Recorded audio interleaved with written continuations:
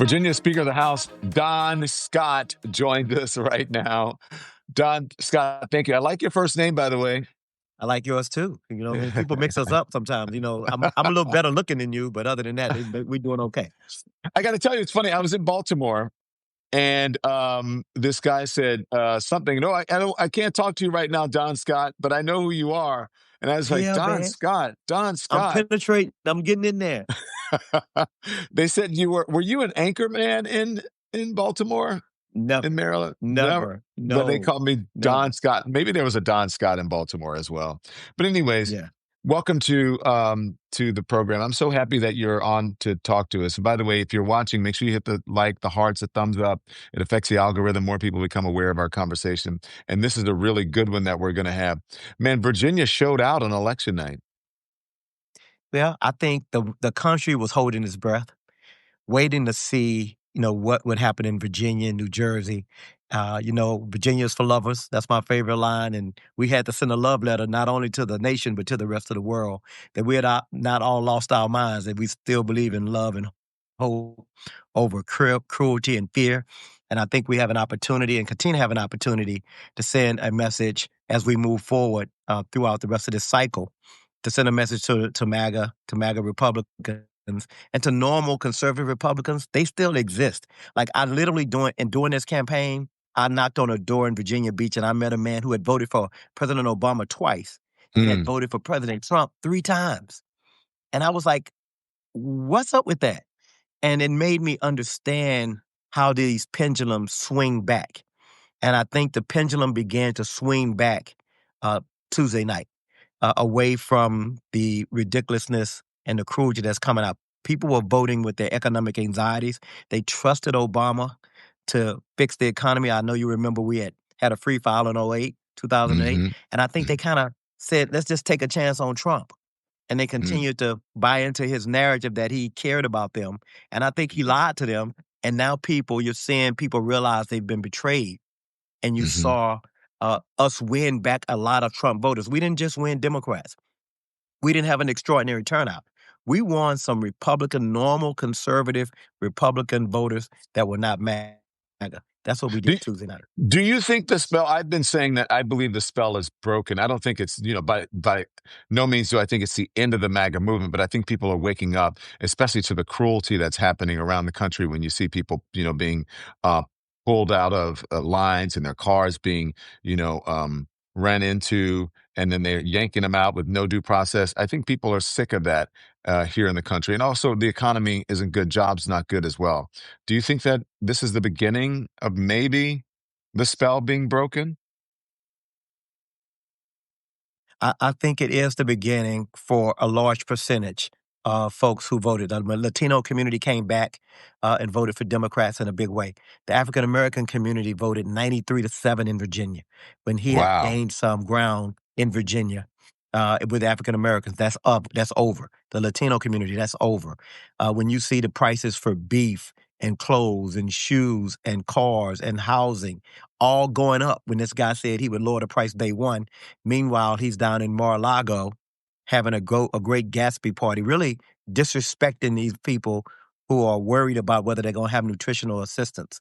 Coming here to Norfolk, he came to Norfolk about a week and a half before the election to celebrate, well, about 3 weeks before the election to celebrate the 250th anniversary of the Navy. And he came to speak at a time where a lot of those contractors were not getting paid. We're in the middle of a government shutdown. And he was celebrating Hmm. and joking. And I think a lot of people got to the point where they know he's a fraudster. The people are starting to see through it.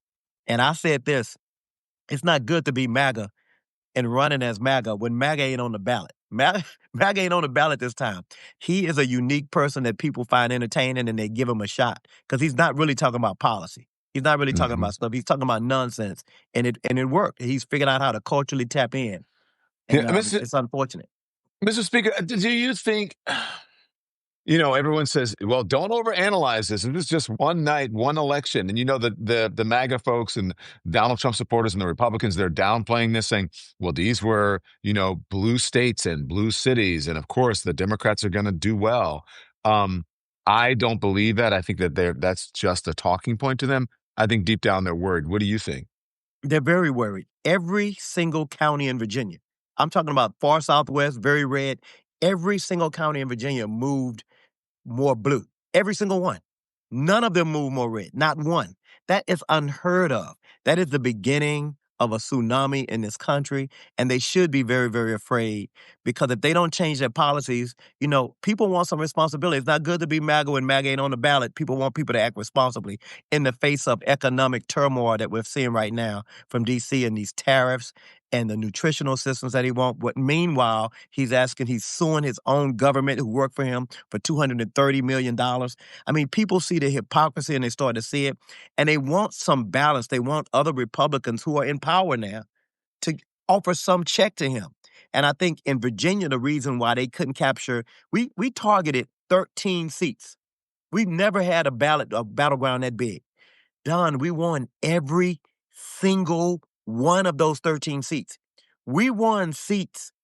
A Democrat had not won an election by this margin that Abigail Spanberger won by 15 since the segregationist Democrats of the Harry Byrd era in the 60s.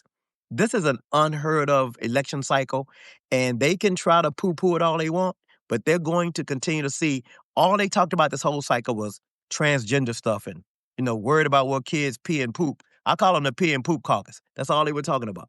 Well, even in this one, that was Even in 24. this one. Even in this one, now Winsome Earl Sears' whole campaign was based on where kids pee and poop, protecting people from the bathrooms. That was their whole line. Abigail Spanberger was law enforcement, had 3 daughters. Of course, she's gonna keep her kids safe.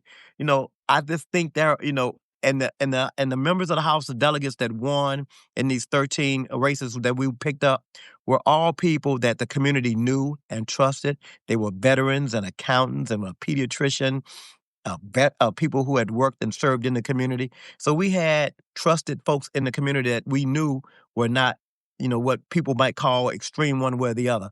They were just good people who wanted to help make a difference in their community. And I think that's what Democrats going to have to continue to do. We have to be really thoughtful about recruiting. We have to be really thoughtful about addressing people's economic anxieties and making things more affordable. And I think if we do that, we win. I'm glad you said that because as Puma P, I like to read the comments because people, they keep you honest, right? It says prices are ridiculous and leave the eggs alone. Everyone ran out and hoarded eggs, and that wasn't even an issue. How silly people were listening to Donald Trump. Why were they listening to Donald Trump? But even if it was an economic anxiety, then why is Winsome Earl Sears running on which bathroom, trying to legislate or police the bathrooms that people are going to? Affordability is the issue. People want to be able to afford to feed their families and to have affordable health care. What's happening at the national level, people want to have access to health care. They want to be able to afford that health care. And I think we have an opportunity to continue to address that and hold those who are in power accountable. And I think in Virginia, we sent a message that that's what we expect. So look, we're going to end it here. I just want to congratulate you guys on such a big win, and I hope that you come back and discuss. So good luck, and thank you, sir. Thanks so much for watching, everybody. Your support means the world to us. Don't forget to hit that like button and subscribe so you never miss a show. We're live every weekday at 10 a.m. and 5 p.m. Eastern Time with new clips dropping at 2 p. and 8 p. And if you want even more Don Lemon Show content, join the Lemon community. Members get exclusive posts, behind-the-scenes videos, and live chats just for you. So hit the join button or visit our channel page to sign up. Thanks again for all your love and your support, and I'll see you next time.